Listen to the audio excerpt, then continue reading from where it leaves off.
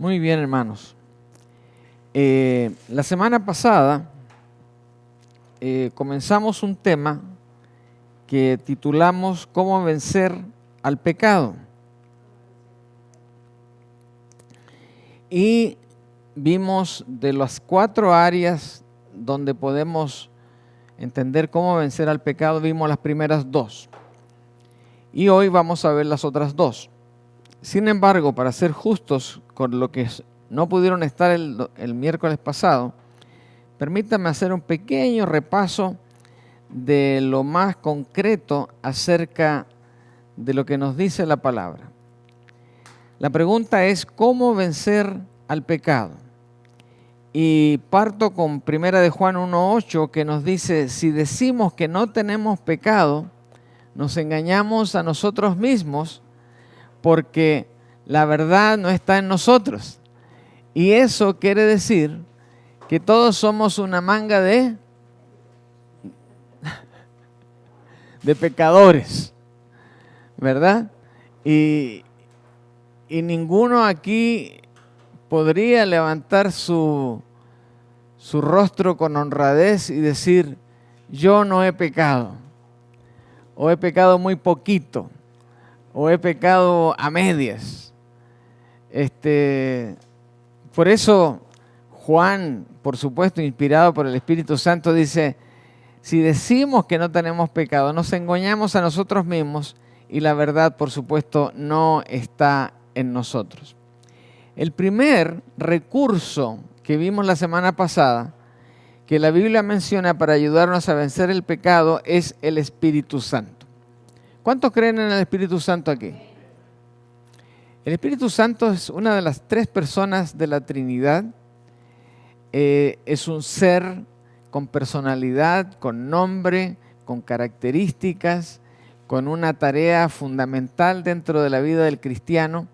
Y aunque para nosotros, en el caso de los bautistas, no hacemos tanto alarde del Espíritu Santo, sí lo reconocemos, sí entendemos su valor y cada día debemos tener más aprecio y depender más de Él en todo el sentido de la palabra.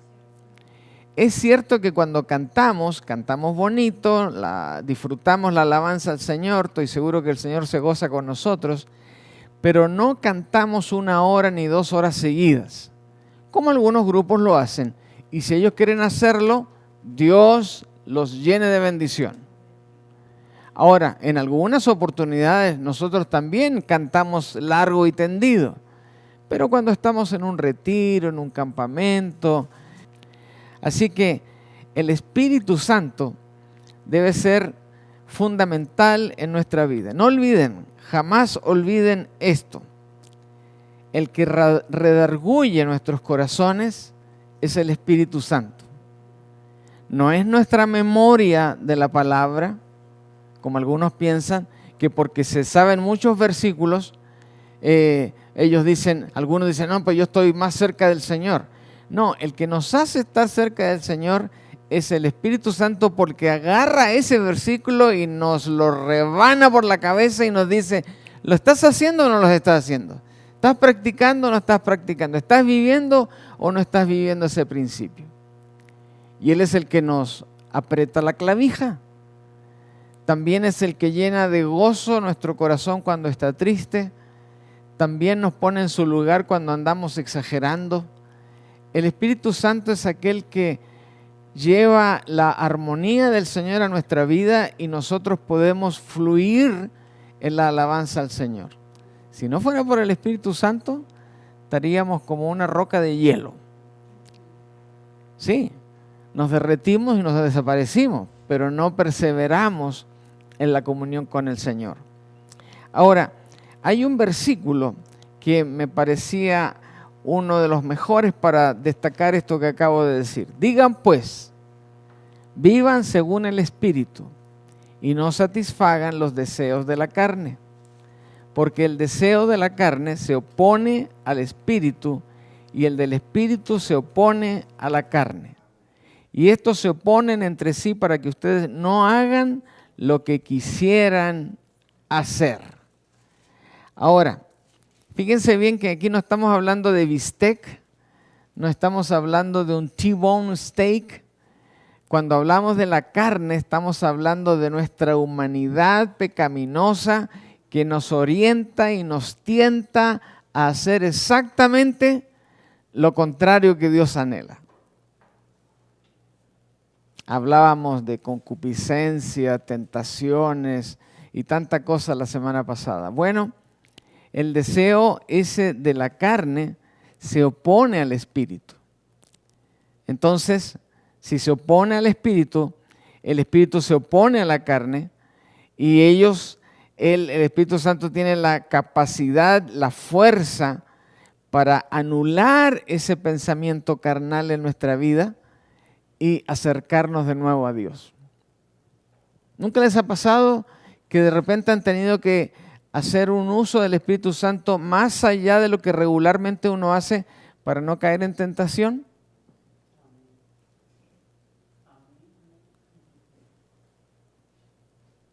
No escuché a nadie. Sí, escuché un amén aquí. ¿Pero pasa o no pasa? Yo sé que algunos aquí somos santos, pero no somos tantos. No somos tan santos.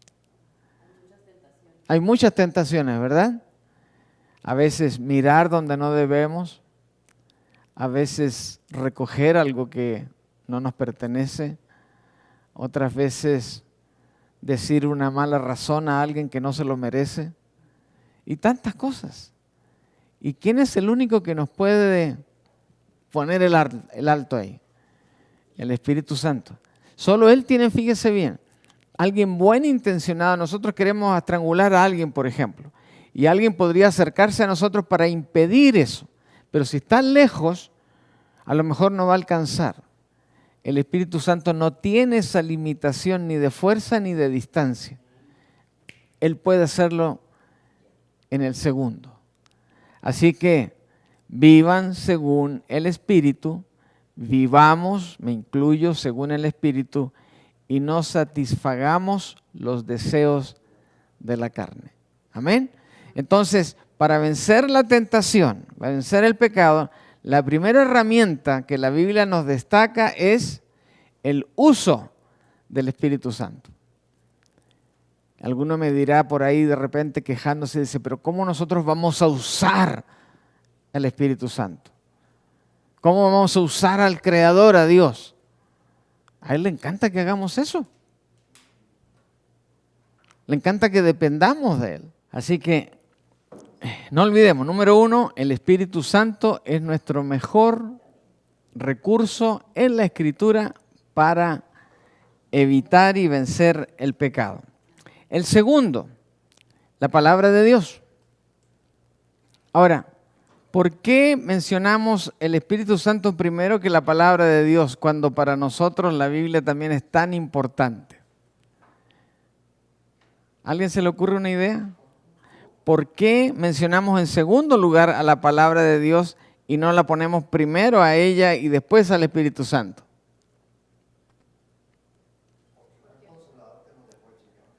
All right. El Espíritu Santo es nuestro consolador. La Biblia, aunque la conocemos, la estudiamos, la memorizamos, no la dominamos 100%. ¿Hay alguien aquí que la domine 100%? ¿Verdad? Y creo que es difícil lograrlo, con la excepción de 1, 2 o 3 en el planeta.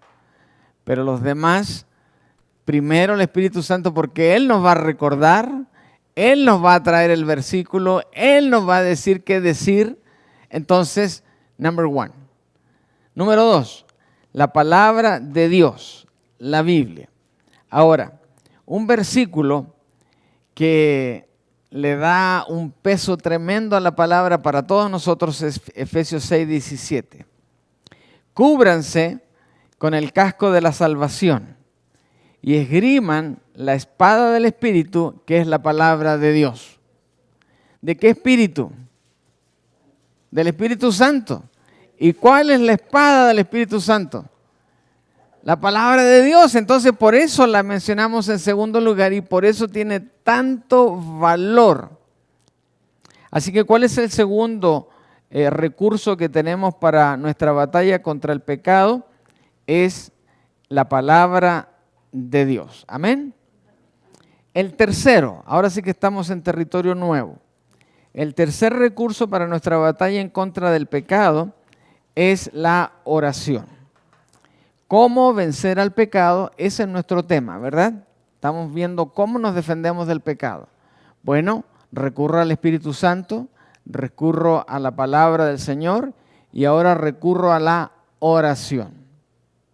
La oración, hermanos, tal vez es el recurso que más mencionamos los cristianos de la boca para afuera. Pero de ahí para adentro, nada. Perdón la expresión, pero somos unos verdaderos hipócritas cuando hablamos de la oración.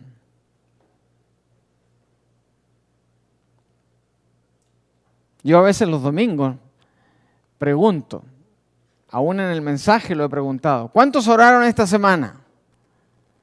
Y no sé por qué algunos miran para el lado primero antes de levantar la mano. Eso lo veo yo. ¿Qué deduzco de eso?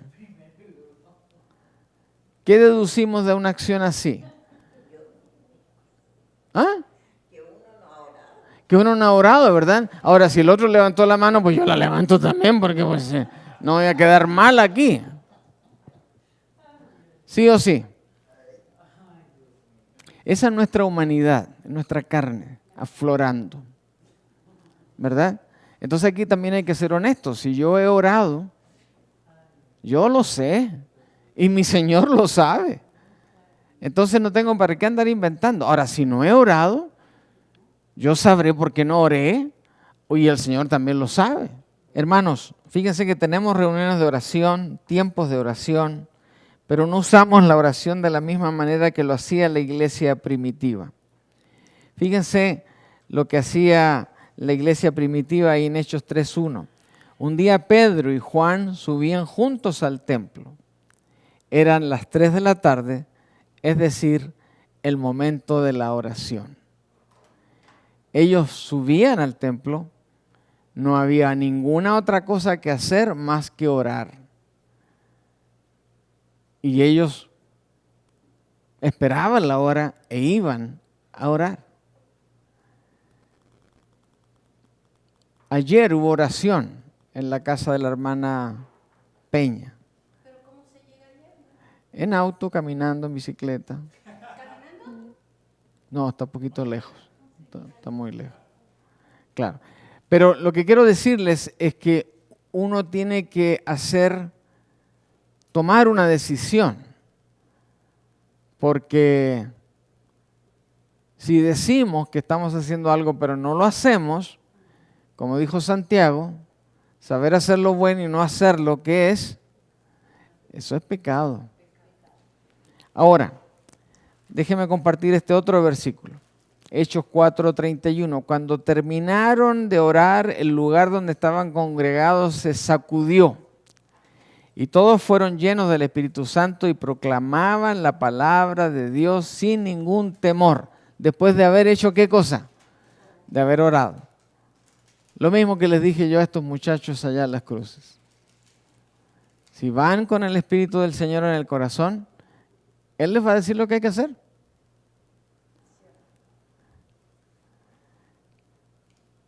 Otro pasaje. Luego los llevaron ante los apóstoles y ¿qué hicieron ellos? Oraron por ellos y les impusieron las manos. Cosa que ustedes hicieron el domingo pasado por un servidor, lo cual agradezco y aprecio sobremanera. Ese es el poder de la oración. Ahora, cuando usted ore, converse. No prepare un discurso teológico. No prepare una lección doctrinal. El Señor ya lo sabe todo. ¿Qué cree que usted le va a enseñar algo a Dios? No, usted dígale lo que hay en su corazón. Su necesidad, sus problemas o su gozo por algo. Eso es parte de esta tercera herramienta, la oración.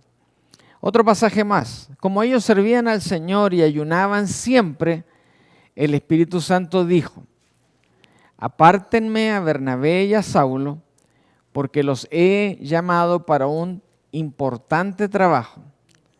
Y así, después de que todos ayunaron, ¿y qué más hicieron? Y oraron, les impusieron las manos y los despidieron.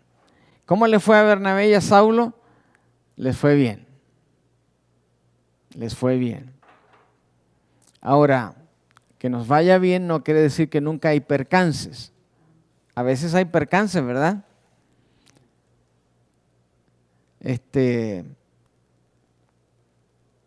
Ellos servían al Señor y ayunaban. La disciplina de ayunar, si va acompañada con oración, está bien. La oración, si va acompañada de ayuno, también está bien. El ayuno por sí solo no vale un cacahuate. Porque hay mucha gente que hace ayuno, no como ayuno, sino porque no tienen nada que comer. Pero es verdad, es verdad. Y aunque vivimos en el país tal vez más rico del mundo, todavía hay hambrientos en este país. Otro más. Oren en todo tiempo, con toda oración, súplica en el Espíritu, otra vez está el Espíritu Santo, y manténganse atentos siempre orando por todos los santos. Así que no limiten tampoco su oración a algunos. Acuérdense de todos. Y si no se acuerda de los nombres, Señor, te ruego por todos. Y el Señor va a entender. Oren en todo tiempo, con toda oración y súplica en el Espíritu Santo. Pregunto ahora, ¿cuán importante es la oración para poder vencer al pecado? Ahora, la oración es una disciplina también que puede ponernos somnolientos, nos puede poner adormecidos, dependiendo cómo oramos y dónde oramos. Pero fíjense lo que dice la segunda parte del versículo.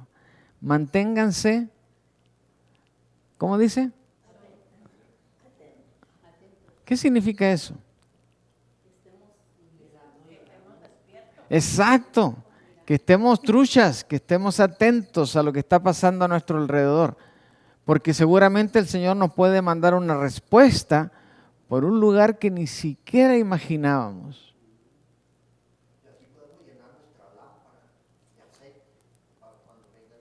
Amén. Y esa oscuridad, claro, y esa oscuridad que está a nuestro alrededor es disipada porque tenemos la bendición del Señor. Así que mantengámonos atentos. Tal vez por eso alguna vez alguien discurrió esta idea. Dice, anoten sus motivos de oración en un papel o en un cuaderno, lo que sea. Pero cada vez que observen en esa atención que el Señor respondió, escriban la respuesta. ¿No les ha pasado que han orado por algo y el Señor ha dicho, ok, ahí te va? Entonces de repente uno revisa ese papel, madre mía, el Señor contesta, pero un montón.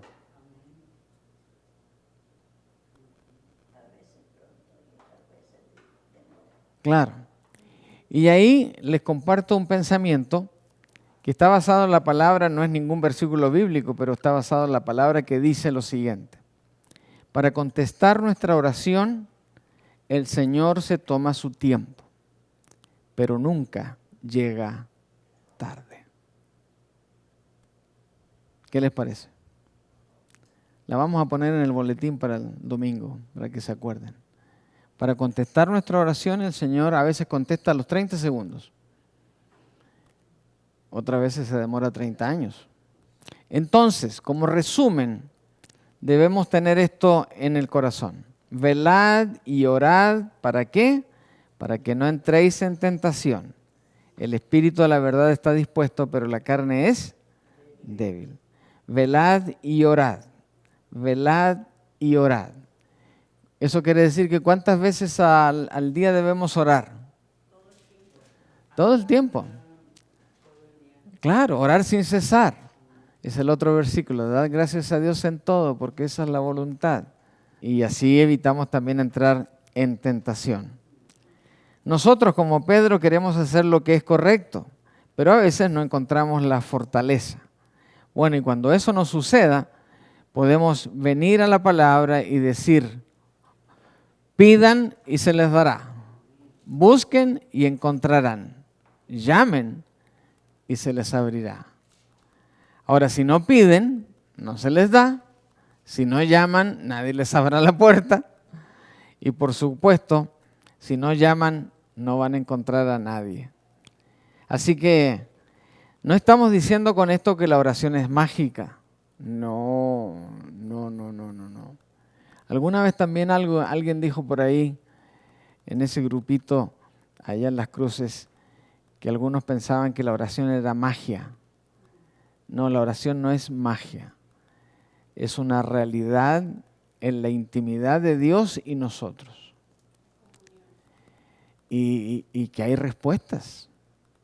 Hay milagros. Yo estoy pidiendo por un milagro. Ustedes, y cada quien tiene razones para pedir por un milagro. Stephanie necesita un milagro.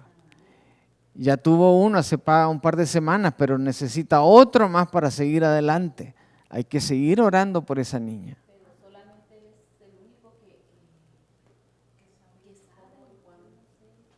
Claro, pero mientras tanto, ¿qué tenemos que hacer? Interceder. Interceder. ¿Qué quiere decir eso? No dejar de pedir. Clamar, ¿qué significa? Es una acción permanente de pedir, pedir. Señor, te pido, Señor, te pido. Y no es que lo vamos a ganar por aburrimiento, pero lo vamos a ganar por convicción. Muy bien. Y termino con esto. Y esta es la confianza que tenemos en Él. Si pedimos algo según su voluntad, Él nos oye. Ahora, si estamos pidiendo algo fuera de la voluntad del Señor, pues nos va a dar un sartenazo más bien y no una respuesta, ¿verdad? Si pedimos algo según su voluntad, Él nos oye. Y si sabemos que Él nos oye en cualquier cosa que pidamos, también sabemos que tenemos las peticiones que le hayamos hecho. Así que esta es la confianza que tenemos en el Señor. Si pedimos algo según su voluntad, Él, por supuesto, nos la va a entregar. Así que, hermanitos, si hay alguien en tentación de algo y que esa tentación lo lleve a un pecado, primero va a recurrir al Espíritu Santo. En segundo lugar, va a recurrir ¿a qué? A la palabra. La palabra. En tercer lugar, ¿qué va a hacer? La oración. La oración. Hermanos, les voy a contar también un pequeño testimonio esta tarde. Ustedes conocen a Felipe, ¿verdad? Se los presento. Felipe Morales, de la República del Paso, alias El Bigotes. Él sabe que aquí, cada día, si no todos los días, alguien llega para pedir $5, para tratar de engañarnos con $5. Algunos piden honestamente y otros piden, no, le dicen, se me acaba de caer el carro allá en la otra cuadra, dice, y me falta para llegar a Alaska. Andas un poco lejos de Alaska, brother. Claro, con $5 no te va a alcanzar mucho. Bueno, y tantas cosas. Pero ha habido ocasiones donde yo he estado trabajando en esa oficina o en la pastoral allá al otro lado, y aparece don Felipe silenciosamente, me dice, pastor, lo buscan. Y lo primero que yo pregunto es, ¿quién es? Me dice, no tengo idea. Dice, ¿pero qué quiere? No, dice, algo tiene que quiere hablar con un pastor. Yo salgo de allá y voy caminando sin correr y voy orando. Señor, no sé qué vaina me van a preguntar, no sé qué persona es, no sé si es buena o mala, no sé si cree o no cree, no sé nada de esa persona, solo hazme un mensajero tuyo. Llego a la puerta, a veces resolvemos el tema ahí mismo, otras veces lo traemos acá para conversar un poco, pero yo no sé cómo salen las palabras y al terminar y el hombre o la mujer salir aquí con bendición y después Felipe me dice, pastor, ¿y qué le dijo? Y yo le contesto, no tengo idea. No tengo idea. ¿Será que tengo mala memoria? No. Es que el Señor dio palabra, yo le dije, le di respuesta, y después no me acuerdo qué dije. Pero eso es un acto de magia o algo así. No, es la dependencia nomás del Señor, según su voluntad. Él nos oye cuando le pedimos y nos da la herramienta. Así que en una situación lo más compleja que estemos viviendo nosotros y no sabemos cómo vaina a pedirle al Señor, usted suéltele lo que tenga, el Señor se va a encargar de devolverle palabra. Número 4. El cuarto recurso para nuestra batalla en contra del pecado es la iglesia. ¿Por qué se imaginan que la iglesia es otra herramienta para poder vencer al pecado? Recibo opiniones. No hablen a la vez porque me confunden.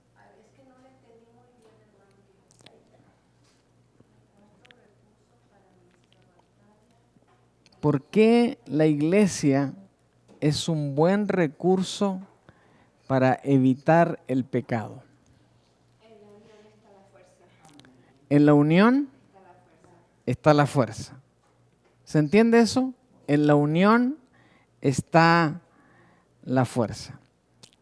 Y es cierto, porque cuando estamos solos, a veces no se nos ocurren respuestas, no se nos ocurren estrategias, no se nos ocurre cómo hacer.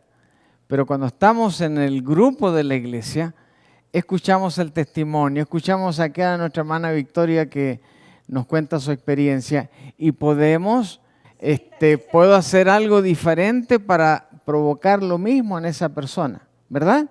Entonces el ejemplo de uno y otro nos ayuda, nos edifica. Ahora, necesitamos seguir la recomendación del Señor, por supuesto, de la palabra, del Espíritu Santo, pero no hay como la unión que dice Andrea, porque la unión hace la fuerza. Exactamente, porque alejados de la iglesia perdemos ánimo, perdemos amistad, perdemos entusiasmo, nos ponemos sedentarios, nos ponemos flojos, nos ponemos todo eso. Entonces la iglesia juega un papel importante. Ahora, veamos este primer pasaje. Después de estas cosas el Señor designó a otros 70, los cuales envió delante de sí de dos en dos a toda ciudad y lugar a donde Él había de ir. Esta instrucción que está aquí en Lucas es cuando el Señor Jesús encomendó a sus apóstoles para que fueran a predicar antes que Él llegara. Pero la instrucción aquí es que envió de dos en dos. ¿Por qué? Correcto, correcto. Ahora, si de repente alguien nos falta el respeto, nos dice algo malo, pero aparece mi compañero, ¿cómo me siento? Protegido, me siento más seguro. Entonces el otro también se va a desanimar. Yo creía que era uno nomás a quien le iba a dar por la torre, pero ahora resulta que son dos. Entonces, ¿se fijan? Eso es la iglesia. Somos un compañerismo para protegernos, para ayudarnos. No les ha sobrevenido ninguna tentación que no sea humana, pero fiel es Dios que nos los dejará ser tentados más de lo que ustedes pueden soportar. Este es un versículo que muchos lo usan para defenderse, pero más bien es una promesa de apoyo del Señor para con nosotros frente a la tentación y que podamos resistir. Pero otra vez, cuando alguien nos dice algo amorosa, delicadamente y con amor cristiano, nos puede ayudar para no cometer un tremendo error o pecado. Pero la iglesia nos puede ayudar para eso. Para eso. ¿Se entiende la idea? Entonces, ¿es práctica la iglesia? ¿Sí o no? También sirve para crear matrimonios. Claro, mientras cada quien esté libre de compromiso. Pero cuidado de caer en tentación y no tener a nadie que nos pueda advertir. Porque a veces hacemos cosas y estamos tan entusiasmados que ni cuenta nos damos la brutalidad que estamos haciendo, ¿o no? Entonces, ahí tienen un buen ejemplo. Designó entonces siempre de dos en dos, por eso el trabajo comunitario de la unión hace la fuerza es tan importante. Estaba buscando un pasaje que habla exactamente de lo que nos dice Andrea. Envió de dos en dos. Aquí está, Proverbios 27, 17. A ver, busquen Proverbios 27, 17. Proverbios 27, ¿cómo dice? El hierro con hierro se aguza y así el hombre aguza al rostro de su amigo. Así dice la mía. Correcto. Aguza es una palabra muy antigua del español, pero aquí les va en otra traducción. El hierro con hierro se afila. ¿Es correcto eso o no? Usted, el barbero, agarra una navaja y tiene un fierrito. El cocinero, también el chef, hace lo mismo. Hierro con hierro se afila, ¿verdad? Y después dice, y el hombre afina el semblante, o sea, se recupera, como lo que les comenté, con la presencia ¿de quién? De un amigo. Un amigo, no un conocido nomás, no uno que no le va a decir nada, o uno que le va a decir, oye, averigua si tiene hermana porque salgamos los dos. No, no. Aquí la idea es que corregirnos. ¿Dónde va a encontrar usted un amigo así? ¿En la taberna? Entonces, ¿qué es eso de cómo vencer al pecado? Bueno, hemos visto 4 áreas de la vida cristiana que nos ayudan a vencer al pecado. El primero fue el Espíritu Santo. Ya, ahora digámoslo sin leer. El Espíritu Santo, la palabra de Dios, la oración y la iglesia.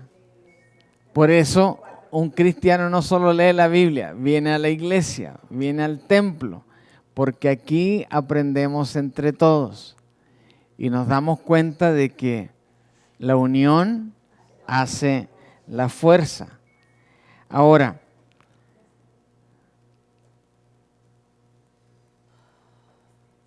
cordón de 3 dobleces no se rompe pronto, dice Eclesiastés. Cordón de 3 dobleces no se rompe pronto. Entonces, uno a la deriva puede caer fácilmente de una trampa, de un pecado, de una tentación.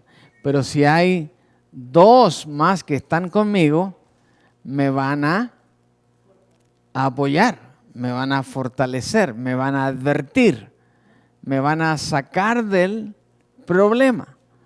Entonces, allí está la realidad del pecado. Entonces, ¿cómo vencer al pecado? Número 1, el primer recurso que la Biblia nos menciona para ayudarnos a vencer el pecado es el Espíritu Santo. Amén. Esto significa que deberíamos llevar a la práctica lo que el Espíritu Santo nos induce a hacer en nuestras vidas en lugar de seguir los deseos de la carne. Número 2, La palabra. La palabra de Dios es el segundo recurso que nos enseña el Señor para poder vencer al pecado. Tal vez el problema más serio que ustedes y yo tenemos es que aunque la conocemos, fallamos en memorizarla. Aunque la conocemos, fallamos en memorizarla.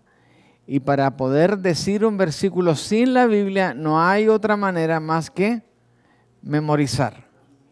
Ahora, no se aprenda 1000 versículos, apréndase 5. Empiece por algo. Y con eso ya estamos de campeones. Juan 3:16, ¿todo el mundo se lo sabe? A ver, así me dicen, pero no, cada quien tiene que decir.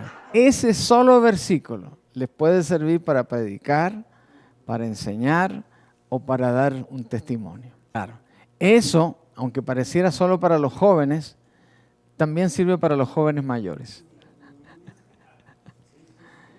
Tercero, claro, el tercer recurso que la Biblia nos menciona es a ayudarnos a vencer el pecado es la oración.